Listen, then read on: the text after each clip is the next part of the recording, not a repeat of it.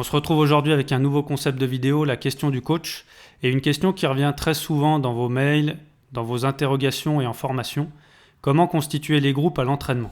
Alors déjà, on va poser le contexte. On verra que de U7 à senior, alors même si plus on va avancer dans les âges, plus les groupes seront importants en nombre, on va devoir constituer des groupes. Donc ça dépendra du nombre de joueurs dans la catégorie et du nombre de ressources humaines disponibles, mais il va falloir que le responsable de catégorie crée des groupes pour que les groupes puissent tourner sur les procédés.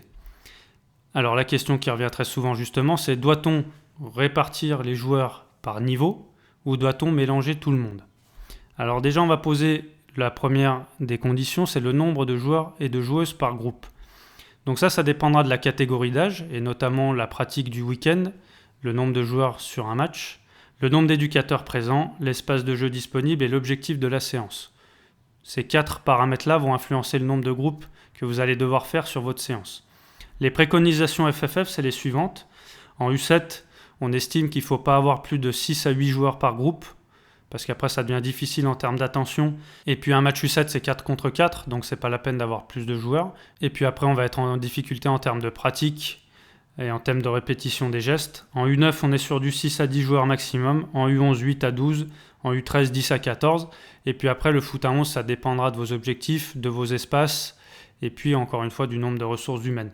Mais voici déjà le canevas fédéral que je trouve moi très pertinent. Moins on a de joueurs, de toute manière, plus on peut faire travailler, plus on peut faire répéter.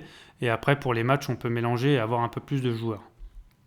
Donc il y a 2 options pour constituer ces groupes, et c'est la question qui revient tout le temps.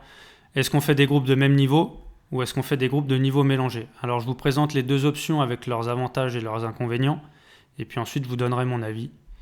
Donc l'option numéro 1, faire des groupes de même niveau, donc niveau homogène. Donc l'avantage de ça, c'est que l'homogénéité amène la performance et la progression de chacun. C'est plus simple de travailler avec des groupes de même niveau. Ça permet à l'éducateur d'avoir le même niveau d'exigence pour tous. Ça permet à l'éducateur d'adapter son atelier selon le groupe. Si j'ai un groupe, on va prendre en termes de niveau de championnat, si j'ai un groupe de niveau D1, je vais pouvoir donner des consignes de niveau D1. Par contre, dès que j'aurai mon groupe numéro 4, par exemple, qui joue au plus bas niveau, soit je vais pouvoir agrandir l'espace de jeu, soit adapter les règles, mais je vais pouvoir adapter pour tout le monde au même moment en fonction du groupe. Et les joueurs plus faibles sont moins lésés. On voit souvent que quand on mélange les groupes, les joueurs plus forts ont tendance à oublier entre guillemets les plus faibles. Et on voit une répétition des gestes qui est très faible pour les joueurs les moins aguerris justement. Et ça, c'est très compliqué à gérer. L'inconvénient à cette méthode, c'est que ça peut constituer des groupes dans le groupe, c'est-à-dire que les joueurs de l'équipe 1 ne voient jamais ceux de l'équipe 2, jamais ceux de l'équipe 3, etc. Donc on peut observer peut-être un manque de cohésion globale dans la catégorie.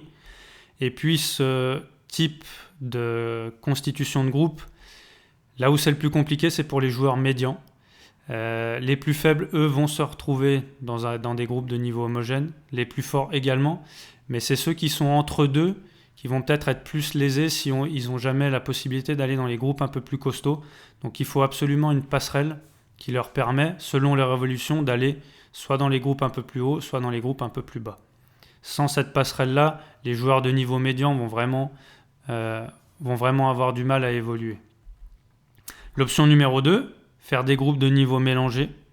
L'avantage, c'est que les joueurs de niveau médian, justement, ils ont tendance à progresser plus vite parce qu'ils vont être au contact des plus forts, ils vont avoir de la facilité à évoluer. Et puis dans la catégorie, on observe une meilleure cohésion puisque tout le monde se mélange à tous les instants. L'inconvénient, c'est que c'est très compliqué quand on a des ateliers composés de jeux. On observe une vraie difficulté dans la continuité du jeu quand on a un joueur qui est plus faible face à un joueur qui le met en crise de temps parce qu'il est plus fort. Il aura du mal à s'en sortir et on observe une vraie difficulté dans la continuité du jeu. Comme je le disais tout à l'heure, les meilleurs ont tendance à oublier les plus faibles. Donc on aurait tendance à croire que les plus faibles ont tendance à progresser au contact des plus forts. Moi, j'y crois pas trop. Je trouve qu'au contraire, on voit une vraie disparité et les meilleurs ont du mal à donner le ballon aux plus faibles. Et donc les plus faibles sont un peu dans leur coin et ont du mal à participer. Ça profite aux joueurs médians, mais par contre aux joueurs plus faibles, je trouve que c'est trop compliqué. On les met en crise de temps trop rapidement et ils ont du mal à évoluer à leur rythme. Et puis ça demande une vraie gymnastique de la part de l'éducateur parce que là on n'adapte pas les consignes à un groupe, mais on doit adapter les consignes quasiment individuellement. Ça demande une vraie expertise et une vraie connaissance de son public. Alors, je ne sais pas comment vous fonctionnez dans vos clubs. En tout cas, il n'y a pas de mauvaise méthode. Moi, j'ai mon avis, mais ça ne veut pas dire que c'est mon avis qui doit être pris en compte. Je vous donne moi ce que j'en pense. Après, chacun le fait comme il le sent, selon son contexte de club, selon sa catégorie.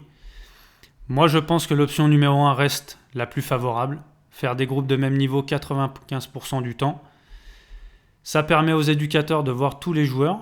Je n'aime pas trop ce fonctionnement-là, hormis dans les groupes de grosse qualité, où l'éducateur reste toujours avec le même groupe. Je trouve que dans la majorité des clubs amateurs, dans 95% des clubs amateurs, l'éducateur, le responsable de l'équipe 1, doit voir tous les garçons et les filles. Ça permet à tous les joueurs et joueuses de profiter de la compétence de tous les éducateurs. Et il doit y avoir par contre, pour cette méthode numéro 1, une forte passerelle chaque semaine. Parce que si on met toujours les joueurs qui sont entre deux avec les groupes un peu plus faibles, ils seront toujours les plus forts dans les groupes faibles, mais ils auront du mal à progresser parce qu'ils ne seront jamais dans la difficulté. Donc il faut vraiment une passerelle très très importante entre les groupes. Un joueur qui devient entre guillemets trop fort pour le groupe 2, il faut tout de suite le passer avec le groupe 1, qui se retrouve un peu en difficulté et qui puisse progresser. Par contre, ça ne m'empêche pas, moi, dans ma gestion de la saison, d'avoir beaucoup de moments où je mélange les joueurs et les joueuses sur des temps de cohésion interne, que ce soit un tournoi, que ce soit les golf foot, que ce soit les moments un peu plus ludiques. Et puis, on a beaucoup de temps d'échauffement sur de la motricité, sur du travail technique analytique, où là, la différence de niveau n'est pas impactante.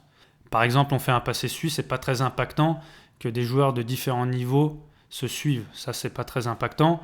Donc pour moi, option numéro 1, j'en suis convaincu et je ne reviendrai pas là-dessus de mon côté. Après, à chacun, selon son contexte, selon ses propres opinions, de faire comme il le sent. Voilà, j'espère que j'ai été clair de mon côté. N'hésitez pas à me dire en commentaire si déjà j'ai répondu à la question, quelle méthode vous utilisez dans vos clubs et si le format vous plaît, parce qu'on reçoit énormément de questions en commentaire et je pense que chaque mois, on peut répondre à une question et ça permet de lancer le débat. Et puis ensuite, chacun prend ce qu'il veut pour pouvoir organiser sa saison comme il le souhaite. À bientôt!